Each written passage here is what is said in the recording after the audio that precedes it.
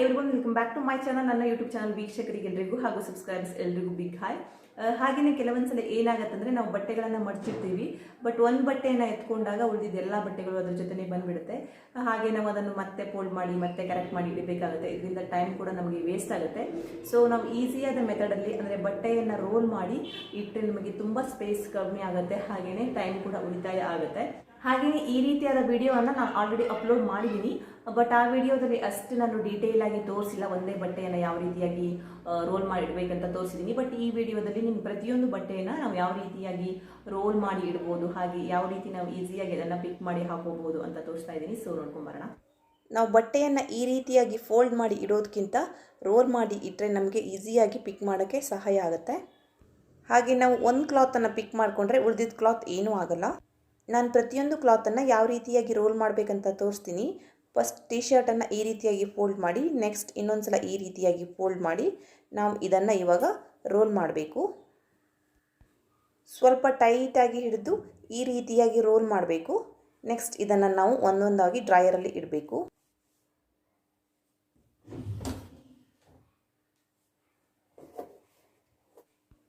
Next kurta ಕೂಡ ಅಷ್ಟೇ ಈ ರೀತಿಯಾಗಿ ಎರಡು ಫೋಲ್ಡ್ ಮಾಡಿ ನೆಕ್ಸ್ಟ್ ಇದರ ಹ್ಯಾಂಡ್ಸನ್ನು ಒಳಗೆ ಸೇರಿಸ್ಬೇಕು ಈ ರೀತಿಯಾಗಿ. ನೆಕ್ಸ್ಟ್ ಇದನ್ನು ಇನ್ನೊಂದು ಸಲ ಫೋಲ್ಡ್ ಮಾಡಬೇಕು. ನೆಕ್ಸ್ಟ್ ಅದೇ ರೀತಿ ಇದನ್ನು ಸಹ ಇವಾಗ ರೋಲ್ ಮಾಡಬೇಕು.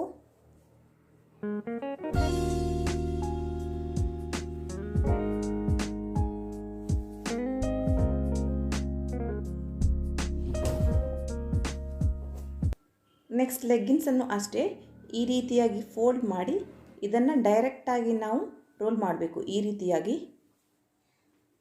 ನೀವು ಬಟ್ಟೆಗಳನ್ನು ಈ ರೀತಿಯಾಗಿ ರೋಲ್ ಮಾಡಿಡೋಕ್ಕೆ ಟ್ರೈ ಮಾಡಿ.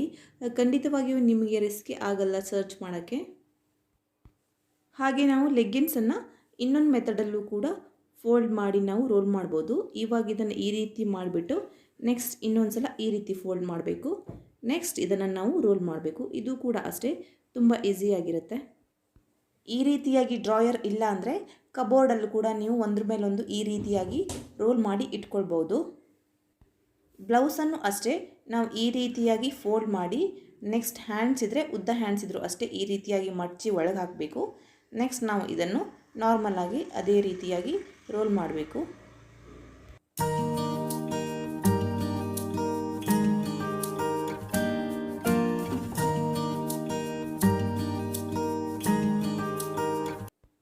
ನೆಕ್ಸ್ಟ್ ಸ್ಲ್ಯಾಕ್ಸ್ ಅಥವಾ ಶಾರ್ಟ್ಸನ್ನು ಕೂಡ ಅಷ್ಟೇ ಈ ರೀತಿಯಾಗಿ ಫೋಲ್ಡ್ ಮಾಡಿ ಇದನ್ನು ನಾವು ರೋಲ್ ಮಾಡಿ ಇಡಬೇಕು.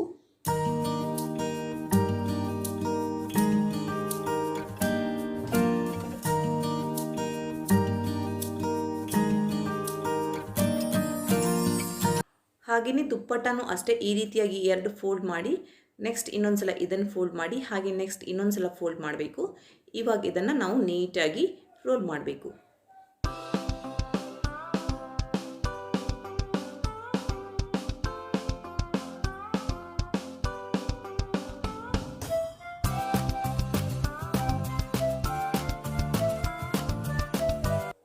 ಹಾಗೆಯೇ ನೆಕ್ಸ್ಟ್ ಪಲಾಜೋ ಕೂಡ ಅಷ್ಟೇ ಈ ರೀತಿಯಾಗಿ ಫೋಲ್ಡ್ ಮಾಡಿ ನೆಕ್ಸ್ಟ್ ನಾವು ಇನ್ನೊಂದು ಸಲ ಇದನ್ನು ಫೋಲ್ಡ್ ಮಾಡಬೇಕು. ಇವಾಗ ಇದನ್ನು ಹಾಗೆಯೇ ರೋಲ್ ಮಾಡಬೇಕು. ಹಾಗೆಯೇ ನಾವು ಆಲ್ಮೋಸ್ಟ್ ಆಗಿ ಎಲ್ಲ ಥರದ ಬಟ್ಟೆಗಳನ್ನು ಈ ರೀತಿಯಾಗಿ ನಾವು ರೋಲ್ ಮಾಡಿ ಇಡ್ಬೋದು.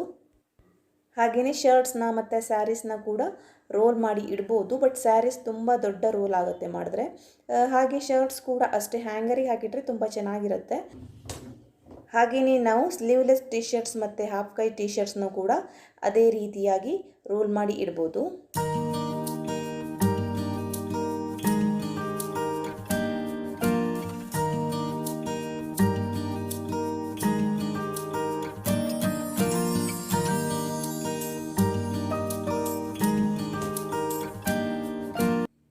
ನೋಡಿ ಇವಾಗ ಎಲ್ಲ ಬಟ್ಟೆಗಳನ್ನು ನಾನು ರೋಲ್ ಮಾಡಿ ಇಟ್ಟಿದ್ದೀನಿ. ಬಟ್ ಇದು ಡಿಫ್ರೆಂಟ್ ಬಟ್ಟೆಗಳು. ನಾನು ನಿಮಗೆ ಎಕ್ಸಾಂಪಲ್ ತೋರ್ಸೋಕ್ಕೆ ಮಾಡಿದ್ದು. ಅಂದರೆ ಇದರಲ್ಲಿ ಟೀ ಶರ್ಟ್ಸ್ ಇದೆ, ಬ್ಲೌಸ್ ಇದೆ, ಕುರ್ತಾಸ್ ಇದೆ, ಹಾಗೆ ಲೆಗ್ಗಿನ್ಸ್ ಇದೆ ಮತ್ತು ದುಪ್ಪಟ್ಟ ಎಲ್ಲನೂ ಇದೆ. ಬಟ್ ನಾವೇನು ಮಾಡಬೇಕು ಅಂದರೆ ಒಂದೊಂದು ಡ್ರಾಯರಲ್ಲೂ ಕೂಡ ಒಂದೊಂದು ರೀತಿಯಾದ ಕ್ಲಾತನ್ನು ಇಡಬೇಕು. ಇದರಿಂದ ತುಂಬ ನೀಟಾಗಿ ಕಾಣಿಸುತ್ತೆ, ಹಾಗೆಯೇ ನಮಗೆ ಈಸಿ ಕೂಡ ಆಗುತ್ತೆ. ಇವಾಗೂ ನಾವು ಈಸಿಯಾಗಿ ಪಿಕ್ ಮಾಡ್ಬೋದು, ಬಟ್ ಅಷ್ಟು ನೀಟಾಗಿ ಕಾಣಲ್ಲ. ನಾವು ಕುರ್ತಾಸನ್ನು ಒಂದು ಕಡೆ, ಹಾಗೆ ಟೀ ಶರ್ಟ್ಸ್ನ ಒಂದು ಕಡೆ, ದುಪ್ಪಟ್ಟನ ಒಂದು ಕಡೆ ಇಟ್ಟರೆ ತುಂಬ ನೀಟಾಗಿ ಕಾಣುತ್ತೆ. ಹಾಗೆಯೇ ಈ ಡ್ರಾಯರ್ ನೋಡಿ, ಆ ಡ್ರಾಯರ್ಗೂ ಈ ಡ್ರಾಯರ್ಗೂ ತುಂಬ ವ್ಯತ್ಯಾಸ ಇದೆ. ನಾನು ಈ ಡ್ರಾಯರಲ್ಲಿ ಓನ್ಲಿ ಕುರ್ತಾಸನ್ನಷ್ಟೇ ಇಟ್ಟಿದ್ದೀನಿ. ತುಂಬ ನೀಟಾಗಿ ಕಾಣಿಸ್ತಾ ಇದೆ. ಹಾಗೆ ನಮಗೆ ಈಸಿಯಾಗಿ ಯಾವ ಕಲರ್ ಬೇಕು ಆ ಕಲರನ್ನು ಪಿಕ್ ಮಾಡಿ ನಾವು ಹಾಕೋಬೋದು. ಹಾಗೆ ಅದೇ ಪ್ಲೇಸಲ್ಲಿ ಇನ್ನೊಂದು ಬಟ್ಟೆನೂ ಕೂಡ ನಾವು ಮತ್ತೆ ರೀಪ್ಲೇಸನ್ನು ಮಾಡ್ಬೋದು. ನಾವು ಈ ರೀತಿಯಾಗಿ ರೋಲ್ ಮಾಡಿ ಇಡೋದನ್ನು ಬಿಟ್ಟು ಫೋಲ್ಡ್ ಮಾಡಿ ಇಟ್ಟರೆ ನಮ್ಗೆ ಅರ್ಜೆಂಟಲ್ಲಿ ನಾವು ಯಾವ್ಯಾವುದೋ ಬಟ್ಟೆ ತೊಗೊಂಡು ಬಿಡ್ತೀವಿ, ಆವಾಗ ಮತ್ತೆ ಬಟ್ಟೆ ಎಲ್ಲ ಮಡಚಿತ್ತು ಕೆಟ್ಟೋಗುತ್ತೆ. ಬಟ್ ಈ ರೀತಿಯಾಗಿ ರೋಲ್ ಮಾಡಿ ಇಟ್ಟರೆ ತುಂಬ ಈಸಿ ಆಗುತ್ತೆ. ಆರಾಮ್ಸೆ ನಾವು ಪಿಕ್ ಮಾಡಿ ಹಾಕ್ಕೊಂಡು ಹೋಗ್ಬೋದು. ಹಾಗೆಯೇ ಒಂದೊಂದು ಡ್ರಾಯರಲ್ಲೂ ಕೂಡ ಒಂದೊಂದು ಥರ ಡಿಫ್ರೆಂಟ್ ಬಟ್ಟೆ ಇಟ್ಟರೆ ತುಂಬ ಚೆನ್ನಾಗಿ ಕಾಣಿಸುತ್ತೆ. ನೋಡಿ, ಇಲ್ಲೂ ಕೂಡ ಅಷ್ಟೇ ತುಂಬ ನೀಟಾಗಿ ಕಾಣಿಸ್ತಾ ಇದೆ.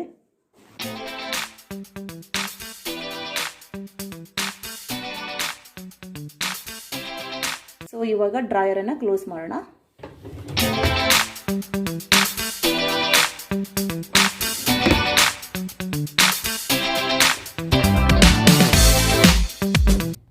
ಹಾಗೆಯೇ ಇನ್ನೊಂದು ಹೇಳಬೇಕಂದ್ರೆ ಸ್ಲಿಪ್ ಆಗಿರ್ಬೋದು, ಕರ್ಚೀಪ್ ಆಗಿರ್ಬೋದು, ಅಂದರೆ ಚಿಕ್ಕ ಚಿಕ್ಕ ಬಟ್ಟೆಗಳನ್ನು ನಾವು ಈ ರೀತಿಯಾಗಿ ರೋಲ್ ಮಾಡ್ಬೋದು. ಅದನ್ನು ಸಹ ಅಷ್ಟೇ ಯಾವುದಾದ್ರೂ ಬಾಕ್ಸ್ ಇದ್ದರೆ, ಚಿಕ್ಕ ಬಾಕ್ಸ್ ಇದ್ದರೆ ಅದರಲ್ಲಿ ಹಾಕಿಡ್ಬೋದು. ಒಂದರಲ್ಲಿ ಸ್ಲಿಪ್ಪನ್ನು, ಒಂದರಲ್ಲಿ ಕರ್ಚೀಪನ್ನು ಆ ರೀತಿಯಾಗಿ ಇಡ್ಬೋದು.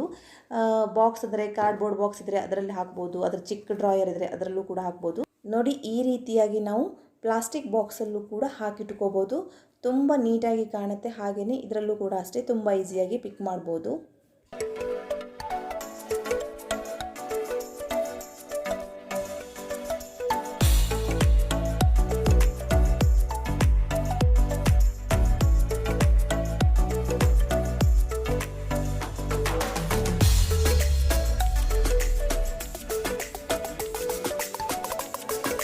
ಹಾಗೆಯೇ ಕಬೋರ್ಡ್ ಮತ್ತು ಡ್ರಾಯರ್ಗಿಂತ ಬಟ್ಟೆನೇ ಜಾಸ್ತಿ ಇದ್ದರೆ ಬಟ್ಟೆಯನ್ನು ನಾವು ರೋಲ್ ಮಾಡಿ ಪ್ಲಾಸ್ಟಿಕ್ ಕವರಲ್ಲಿ ಹಾಕಬೇಕು, ಟ್ರಾನ್ಸ್ಪರೆಂಟ್ ಪ್ಲಾಸ್ಟಿಕ್ ಕವರಲ್ಲಿ. ಅದರಲ್ಲೂ ಕೂಡ ಅಷ್ಟೇ ನಮಗೆ ಈಸಿಯಾಗಿ ಗೊತ್ತಾಗುತ್ತೆ ಯಾವ್ಯಾವ ಬಟ್ಟೆ ಅಂತ ಅಂದ್ಬಿಟ್ಟು ನಾವು ಪಿಕ್ ಮಾಡಿ ಹಾಕೋಬೋದು. ನೋಡಿ, ಇದರಲ್ಲೂ ಕೂಡ ತುಂಬ ಚೆನ್ನಾಗಿ ಕಾಣಿಸ್ತಾ ಇದೆ. ಚಿಕ್ಕ ಬಟ್ಟೆಗಳನ್ನು ಮತ್ತು ಚಿಕ್ಕ ಮಕ್ಕಳ ಬಟ್ಟೆಗಳನ್ನು ಸಹ ಈ ರೀತಿಯಾಗಿ ಹಾಕಿ ನಾವು ಕ್ಯಾಪನ್ನು ಕ್ಲೋಸ್ ಮಾಡಿ ಇಡ್ಬೋದು.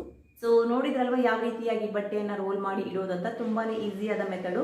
ಸೊ ನೀವು ಕೂಡ ಟ್ರೈ ಮಾಡಿ, ಹೇಗಾಯಿತು ಅಂತ ಕಮೆಂಟ್ ಬಾಕ್ಸಲ್ಲಿ ತಿಳಿಸಿ. ಇವತ್ತಿನ ವಿಡಿಯೋ ಇಷ್ಟ ಆದರೆ ಪ್ಲೀಸ್ ಲೈಕ್ ಮಾಡಿ, ಶೇರ್ ಮಾಡಿ, ಹಾಗೆ ಕಮೆಂಟ್ ಮಾಡಿ, ಮತ್ತು ಸಬ್ಸ್ಕ್ರೈಬ್ ಮಾಡೋದನ್ನು ಮರಿಬೇಡಿ.